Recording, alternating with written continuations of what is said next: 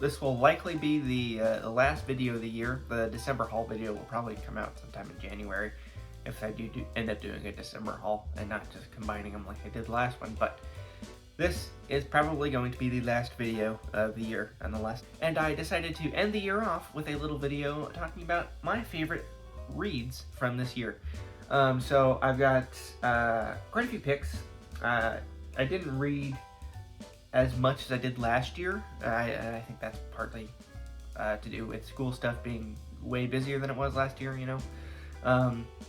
But I've got quite a bit picked out, and all of these come with like really good recommendations, even the honorable mentions I'll start with. But so if any of these seem to interest you, go ahead and pick them up. They have a glowing recommendation from me. So I'm going to go ahead and start with the honorable mentions.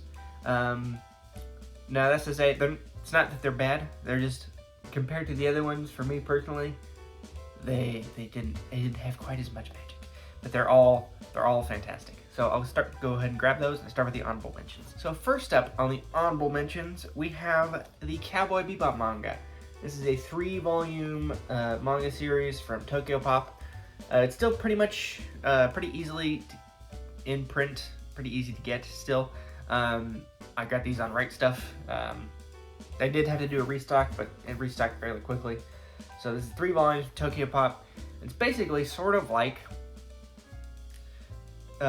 just sort of like new stories, basically new episodes of Cowboy Bebop, just in a manga form, and it was pretty good. The art style is pretty close to the anime. Certain panels you can tell it's different, but it's pretty close. All the dialogue's on point, all the sarcasm, all the grittiness too is still there too. So yeah, honorable mention number 1 is Cowboy Bebop. This is volume 1, but volumes 1 through 3. And the second honorable mention is Division Chief Kosakushima. Now this series I got recommended from Mainly Manga on Instagram. He managed to find the first 3 volumes, and I'm not sure he's been able to find the rest. I got these directly from a seller in Japan, so I got pretty lucky finding a whole set when I did, for the price that I did, because this series is hard to get. This is a very long-running series, however, but in Japan it's very long-running, but in only this part, and I think one other part, has been ever translated into English. So this is a 5-volume series from, it's old, I can't remember what year though. I believe, let me see if I can find the copyright date. Yeah, copyright 1995. That's the original copyright. So this is one of the older manga in my collection. Not the oldest. I do have an original first printing of Ghost in the Shell from 1988, from Dark Horse. That's probably my pride and joy. But Division Chief Kosakushima, it was good. It was different from pretty much anything I've read before. It was like an office dramedy, sort of. Yeah, office dramedy is what I would call it. Sort of, Kosakushima basically works for this electronics company, and as the story progresses, he ends up sort of becoming a member in the wine business, and it's really interesting to read because it's Japan in the late 80s, early 90s, and it's very interesting. It's got a lot. It's very some of the dialogue's very dated. Some of the attitudes of certain characters is very dated. But you know, that's part of the reason it's so unique in my collection, is because it has sort of that snapshot.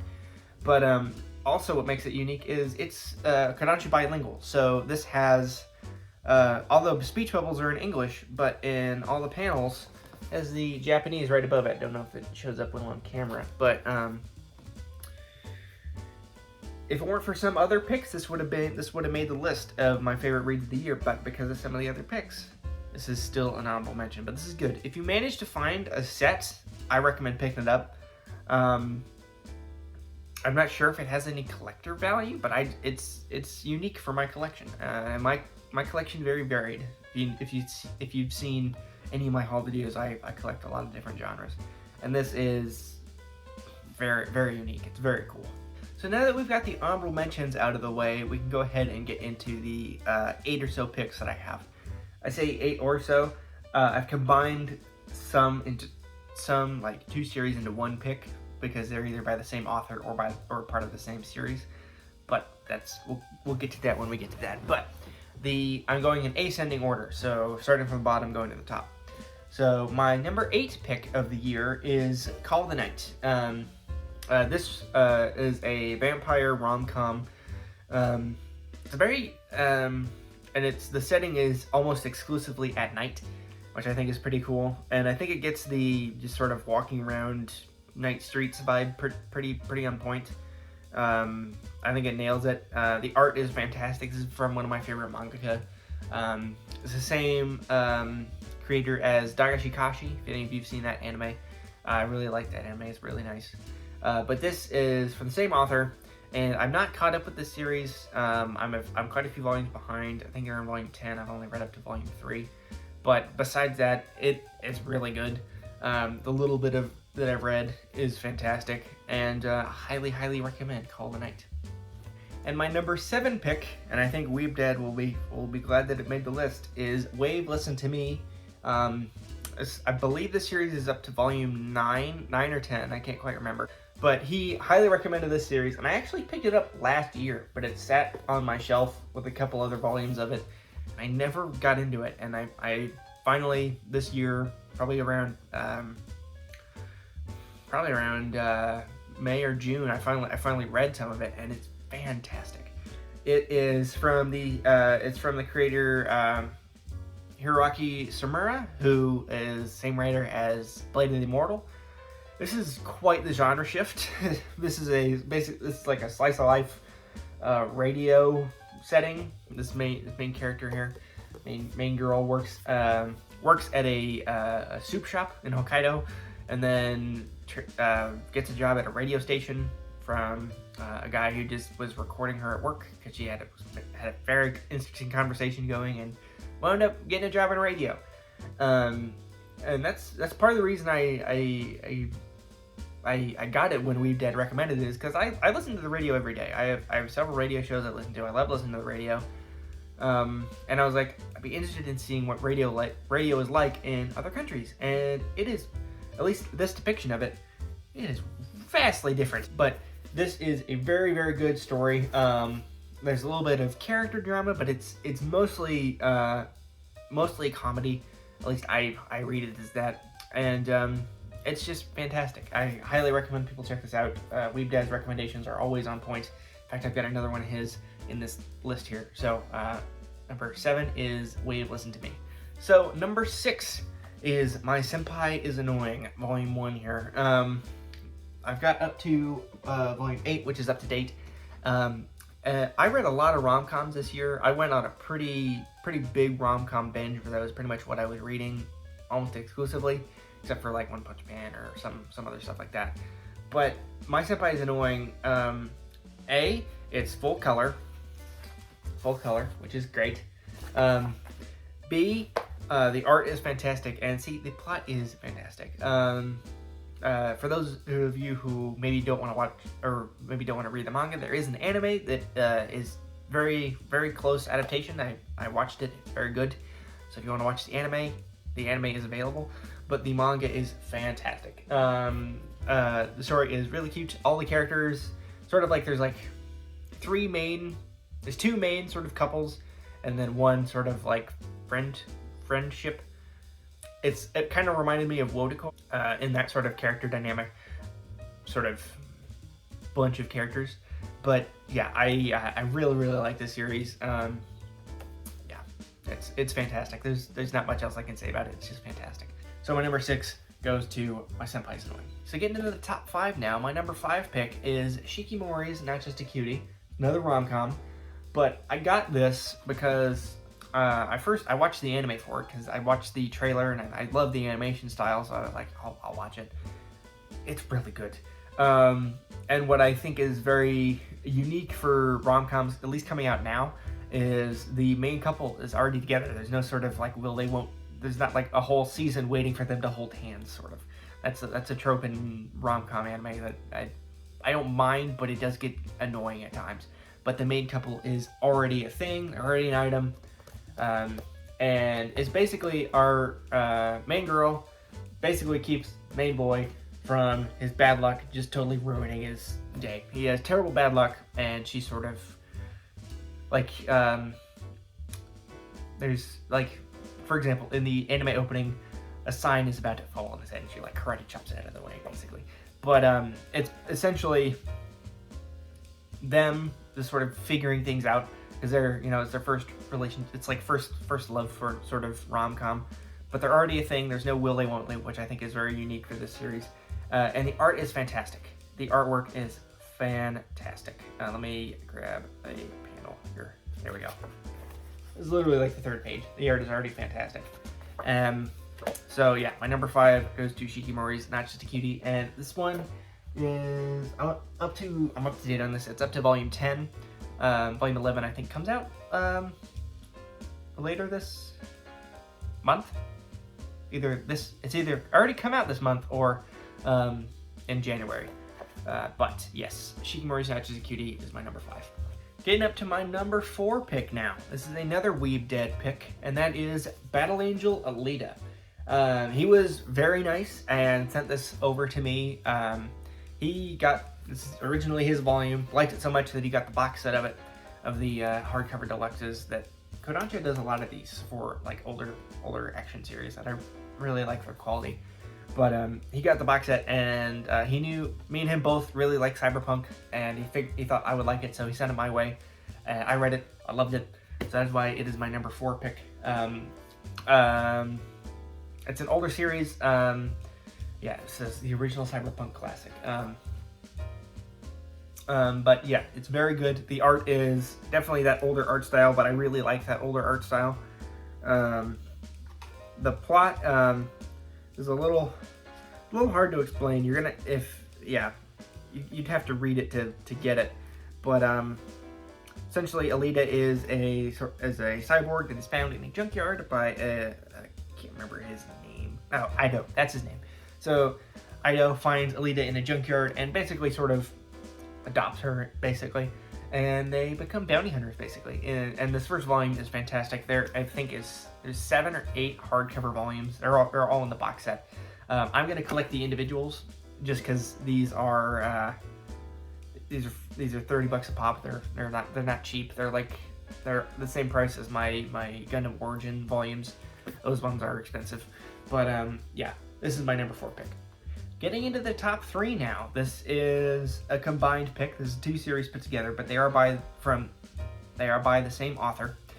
And that is Azumanga Daioh and Yotsuba And. The reason I combined these is I started reading them at the same time. Azumanga Daioh is a 4-volume series. It comes in an omnibus now since ADV is long since defunct. But I got the originals because I wanted the originals, and I got them for a good price too. They're still pretty easy to find.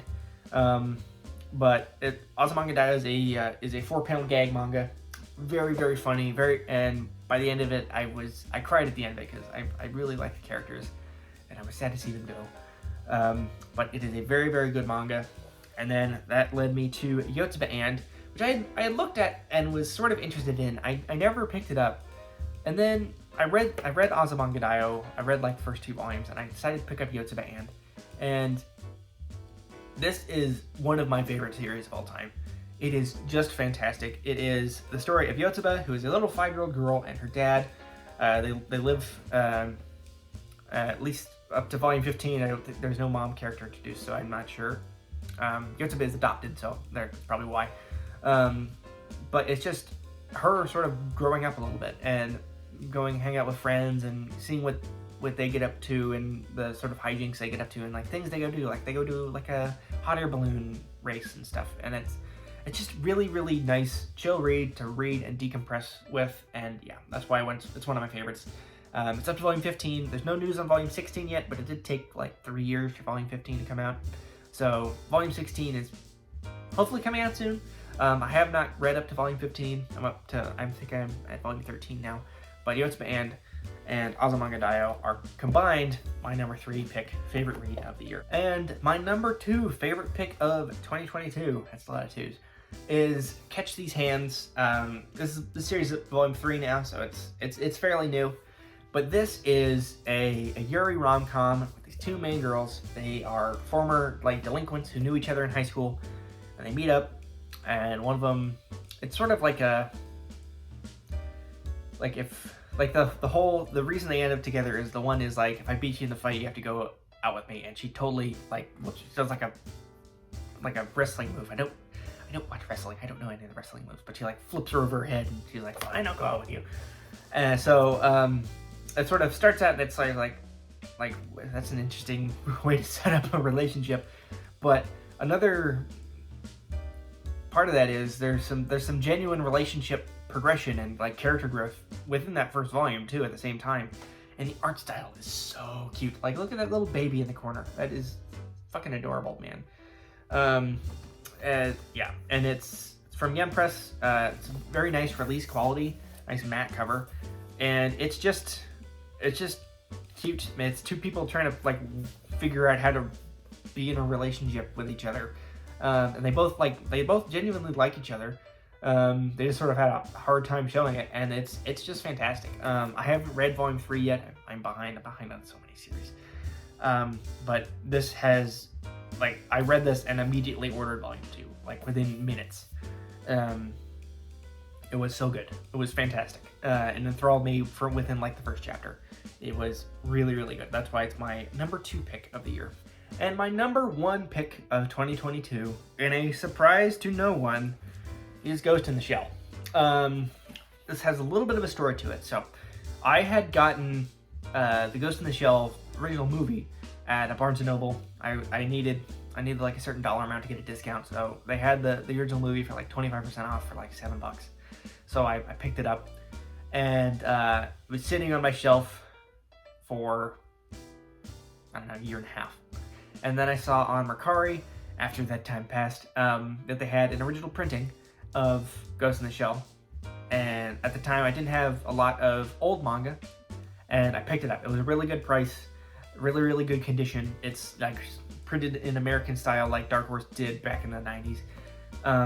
It's original printing, 1988, first edition. Picked it up, didn't read it, waited. Picked up the hardcover deluxe box set because I wanted to read it the way I usually read manga, because and I didn't want to damage the first printing at all. So picked up the box set, waited some more, watched the movie on a rainy day. I was like, I'll finally watch this movie. Movie was fantastic. I was enthralled immediately. I had always been a fan of cyberpunk, but I never checked out Ghost in the Shell, and I watched the movie and I was hooked immediately. And so I got the sequel, and I got the anime, the standalone complex, all that stuff. Watched all that, and I saw on Netflix that they had Ghost in the Shell standalone complex 2045. That is the 3D adaptation, and I was like, okay, cool. And at the same time, I was on Amazon and I saw a listing for Ghost in the Shell Human Algorithm. And I was like, interesting. It's a new release. When Standalone Complex came out, they released the some of the episodes in manga form. It's 5 volumes. I have it in my closet here. But this was brand new. It was a new story, same characters. And I read the back, and it said, the long-awaited follow-up to the Ghost in the Shell 1.5 from acclaimed Standalone Complex writer, I'm not even going to attempt to pronounce that name, Junichi Fujaka? Yeah, I can't pronounce Japanese names very well. But I saw that and I was like, I need to read up to 1.5 because I really want to check this out. Because look, Bato has a new haircut. I love that haircut. And yeah, it's a great cover. And I was like, this is intriguing.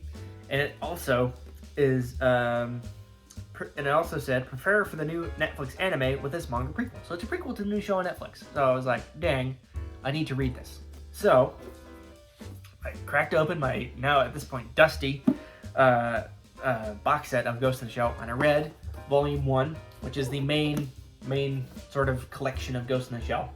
That's what the original printing I have is. And I read 1.5, which sort of takes place 2 or 3 years after Volume 1. Read that. Loved it. Absolutely loved it. And then I got to read Human Algorithm. I read it at the point, Volume 3 hadn't released yet. I have Volume 3, I haven't read it yet. But read Volume 1 and 2, and it is everything I love about Ghost in the Shell. It's got all the sci-fi elements, it's got all the cyberpunk elements, it's got all like the cool tech and the cool cyborgs, and it's set in the late 2030s, early 2040s, and it's got a brand new art style. It's a lot more realistic than the original artwork by Shiro. It's some of it, but it also brings back some of the comedy that was in the original Ghost in the Shell. The movie is very dark and cerebral. The manga is borderline comedic at times. It's quite different, but this brings back some of the comedy elements. Has a brand new art style, and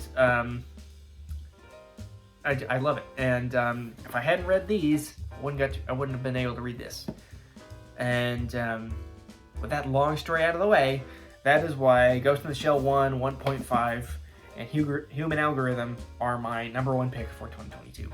So if you like cyberpunk, if you like sci-fi, if you haven't read Ghost in the Shell, highly recommend it. The movie is great, but all the adaptations are different. There's no one adaptation that is alike. This is the first sort of adaptation that follows something up, you know? Same with SAC 2045. That follows up the original standalone complex anime, which I guess this is related to it at the same time. But yeah, with that long story out of the way, that's why this is my #1 pick for 2022. So guys, that is it for the video. I hope you guys enjoyed it. Those are my favorite reads for the year. I read them in order, and I did say like that Ghost in the Shell is my #1 pick, but you can interpret this list in any order. I like them pretty much all equally. I loved all of them, but Ghost in the Shell did stick out. But yeah, that is it for the video, guys. So don't forget to like, comment, subscribe, share, all that fun stuff, and I will see you in the new year. See ya.